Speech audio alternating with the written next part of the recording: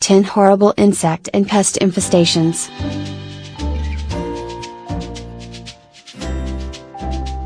Nobody really likes dealing with creepy crawlies and pests, but just like family members you don't like and the looming specter of death that hangs over us all, sometimes you just have to confront them.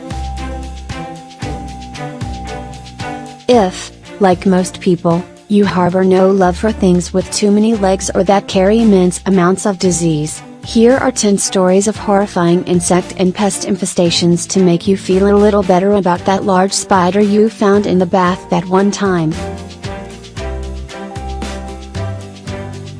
Mazda keeps making cars that spiders love making nests in. If that Simpsons episode where Homer designs a car taught us anything, it's that people look for different things when buying an automobile. However, we'd hazard a guess and say that a feature everyone looks for when buying a car is that it should be spider-free. Mazda apparently didn't get this memo and released a number of cars that for some reason, spiders seem to love making nests in. The problem was first discovered in 2011 when owners of the Mazda 6 noticed that spiders liked making nests in the car's fuel and vent lines. It would later emerge that, due to a manufacturing oversight, a small crack leading to the car's gas line could be circumvented by yellow sac spiders, which are known to be attracted to the scent of gasoline and other hydrocarbons. Mazda recalled the cars and sealed the crack, only for the spiders to find their way back in. As if having to drive with the knowledge that thousands of spiders could be chilling mere feet away from you wasn't bad enough, the spiders made nests so large they could potentially cause the engine to catch fire. While there's no evidence of any Mazda succumbing to a spider-related fire, would you buy a car knowing that it was full of spiders and also might randomly erupt in flames? Executives for the company seemed baffled that spiders kept making nests in their cars, with one matter-of-factly saying he wanted nothing to do with the issue because he was scared of them. But here's the best part: after multiple attempts to solve the problem, Mazda issued a software update some gleefully reported on as being a literal bug fix. To be clear, the fix didn't get rid of the spiders, it just made it so that the engine wouldn't overheat and catch fire. Which, to be honest, we think is worse because at least if the car caught on fire it'd take the spiders with it. For a few days in a small town in Brazil it literally rained spiders. Imagine waking up one morning and looking out of your window to see a thin sheet of white covering your neighborhood and specks of pearly white silk dropping from the sky. After throwing on your hat and gloves you walk outside to enjoy the snow, only to realize that, wait, and you're in the middle of Brazil.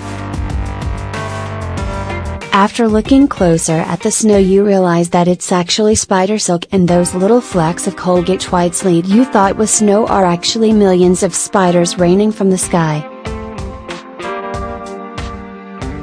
Believe it or not, this isn't something from a crappy arachnophobia sequel you never saw, but something that actually happened to a small town in Brazil called Santo Antonio da Plata in 2013. The spider rain, as it was called by no less of an authority than the freaking Smithsonian, was noted by biologists as being a perfectly natural, if not unusual, phenomenon likely caused by a freak gust of wind blowing spiders from a nearby forest a couple of miles away from their home. Residents of the town seem relatively nonplussed about thumb-sized spiders falling from the sky, as this video handily demonstrates. Warning: do not click that video, or watch the one above, unless you want to spend the rest of the day feeling itchy. Poor neighborhoods in 60s era DC used to have to deal with hordes possum-sized rats. As if being black in the 60s wasn't tough enough for African Americans just wanting to go about their daily lives, residents of the poorer, predominantly black districts of Washington, D.C. had to deal with, and were not making this up, possum-sized rats. This was until a hero named Julius Hobson decided to do something about it by making it, in his own words, a white problem too. You see, Hobson was keenly aware that the government wouldn't do anything about the rats if it was just a problem that impacted black folk, so he decided to remedy that by driving around wealthy white neighborhoods with cages full of giant rats strapped to his roof, threatening to release them all if the problem wasn't solved.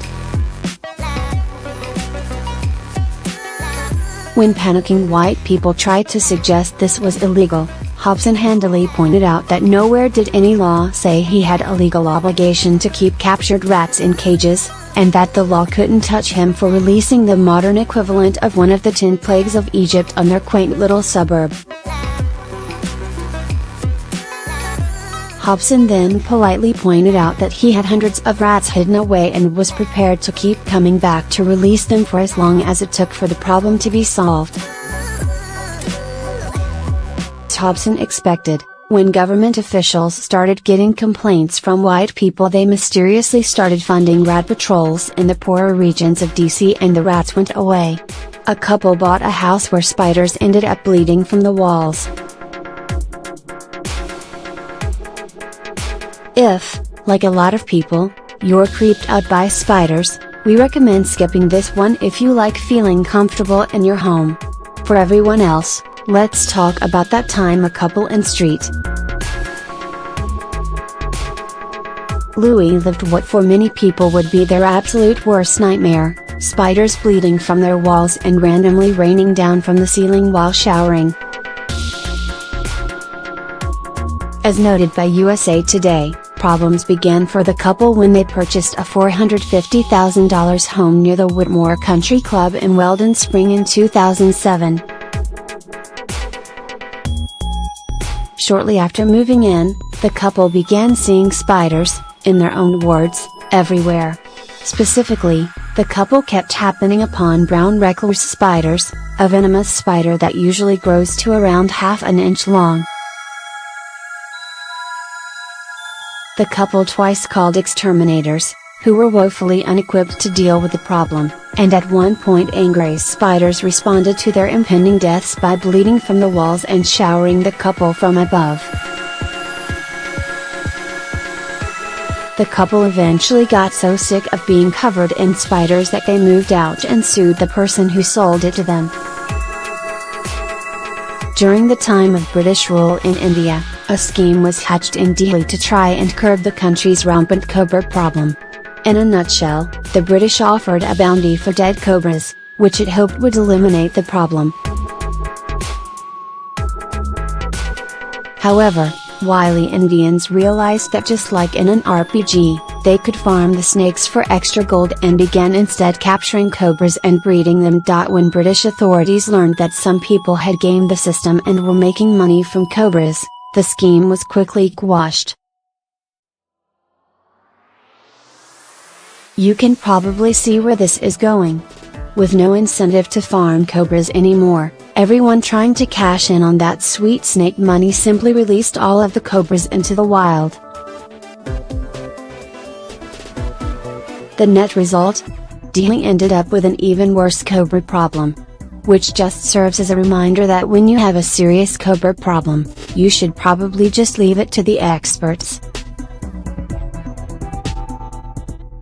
A woman in San Francisco spent years breeding rats just so she could keep releasing them into the city. Everyone, as they say, needs a hobby. Unfortunately for San Francisco, one homeless female resident made it her hobby to breed giant rats and release them into the city for seemingly no reason other than, and well, because she could. Over the course of several years, officials found that the woman, identified as Erica J., had bred hundreds of rats around the Jebatown Bridge, leading to an explosion in the local population of the vermin. Every time officials took Erica's rats, she somehow managed to acquire hundreds more, and she was observed living with the rats, feeding and caring for them like some kind of rat overlord. House infested with so many bird mites. Soldier says he'd rather sleep in Iraq. Bird mites are a tiny, almost invisible pest that is shockingly spread by birds. The insect feeds on blood and is noted as being exceptionally mobile and hardy, which combined with their small size makes them hard to find and kill. Although the mites cannot live on a human host indefinitely, they'll happily bite and suck the blood of a person given half a chance. As an idea of how terrifying a bird mite infestation can be, in 2012 a lady named Gail White had millions of the bugs invade her house after thousands of birds decided to chill on her roof. According to her husband, who'd served across the world in places like Iraq, Afghanistan, and Bosnia, the worst night's sleep of his life was inside the bird mite infested house. White's husband openly referred to the bugs as tail-eye mites and lamented that he'd rather sleep in a combat zone than deal with them again. White herself recalled waking up with the bugs crawling inside her nose and ears and finding bite marks everywhere on her body. So yeah, next time you have a bad night's sleep, feel sorry for the woman who woke up with millions of tiny bugs gnawing on her butt. There's an island out there lousy with deadly snakes. About 100 miles off the coast of Brazil is a pristine island called Ilha de Aquimata Grande. Untouched by humans, the island is a nesting ground for millions of golden lancehead snakes, a kind of pit viper with a bite that melts human flesh on contact. The island is so densely covered in snakes that estimates say there are as many as 5 snakes per square meter of land, and it's so dangerous that visiting it is illegal. On the rare occasion the Brazilian Navy does visit the island to perform routine maintenance on an automated lighthouse located there, a doctor with a pack full of anti-venom is required to come along. Even then the bite of the golden lancehead is so deadly that even with anti-venom, there's still a 5% chance of death anyway. Stories tell of snakes raining down from treetops and slithering through open windows to bury the family who originally operated the aforementioned lighthouse in an avalanche of hissing, flesh-melting venom. The snakes are able to survive thanks to the fact the island is a resting place for migratory birds and, thanks to the complete lack of human oversight, have near total dominion over the island. Speaking of which, the island's nickname is, unsurprisingly, Snake Island. Because of course it is. Pakistan had trees covered in millions of spiders. Spiders are remarkably adaptable creatures. For example, consider the time in 2010 when spiders reacted to floods in Pakistan by forming super colonies containing millions of spiders all hidden within individual trees that they sealed with spider silk. The trees pretty much became no-go zones for Pakistani residents, with locals admitting that if you stood below them you'd be constantly showered with tiny spiders and that you could hear larger arachnids moving around within the confines of the silk cocooning the branches. While there was never any confirmation that the larger spiders were commanding the smaller spiders to do their bidding, we feel it's safe to assume that they were. Also, as an aside, the silken webs the spiders spun around the trees they took refuge in made them largely impervious to water, meaning the spiders inside remain relatively safe during a period of unprecedented rainfall in Pakistan. Contrary to what you'd expect, though, residents reported being happy to see that millions of spiders were taking refuge in trees since more spiders meant less mosquitoes, a common danger following floods. The same can't be said of residents near our next entry, however, and there's a building in America filled to the brim with spiders. In 2009, during a routine inspection of a Baltimore water plant, engineers discovered something that, regardless of your feelings about spiders, is pretty much guaranteed to make your skin crawl. It had somehow become a refuge for 107 million arachnids. And no, that's not a typo.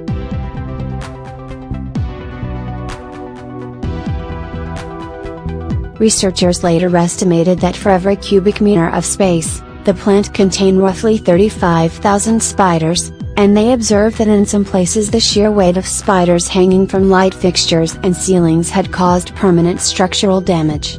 Just for a second, look up and imagine how many spiders you'd need to have crawling on your roof for it to begin to sag and strain under their weight.